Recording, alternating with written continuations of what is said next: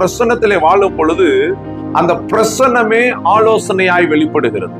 அந்த பிரசன்னக்காரர், அந்த பிரசன்னத்திலே ஒரு மனுஷன் நிரம்பி இருக்கும் பொழுது உலகம் எதிர்த்தாலும், உலகம் தூஷித்தாலும், உலகம் உங்களோடு எதிர்த்து போராடினாலும், உலக மனிதர்கள் உங்களுக்கு எதிராக என்ன காரியங்களை செய்தாலும் தேவன் உங்கள் சார்பாய் நின்று உங்களுக்கு ஆலோசனை சொல்லக்கூடியவராக அவர் வெளிப்படுகிறார். இந்த 9வது வசனம் அதை தெளிவுபடுத்துகிறது. அவளுடைய வாழ்க்கையில ஒரு கலக்கம், எதிர்ப்பு வரும் பொழுது உடனடியாக என்ன நடக்குது? இந்த இடத்துல ஆலோசனை. ஹல்லேலூயா. சும்மா சாதாரணமா எல்லாருக்கும் ஆலோசனை வந்துடாது. மாறாக ஒரு மனிதன் ஆவியானவரோடு நடக்கும் பொழுதுதான் ஆலோசனையை பெற்றுக்கொள்ள முடியும். மாம்சத்திலே நடக்கிறவர்கள் மாம்ச சிந்தையா தான் இருப்பாங்க. மாம்சத்திலிருந்து வரக்கூடிய காரியங்கள் தான் நமக்கு தெரியும். மாறாக ஆவிக்குரியவர்கள், ஆவியில நடக்கிறவர்கள் அனைத்தையும் ஆய்ந்தறிகிறார்கள்.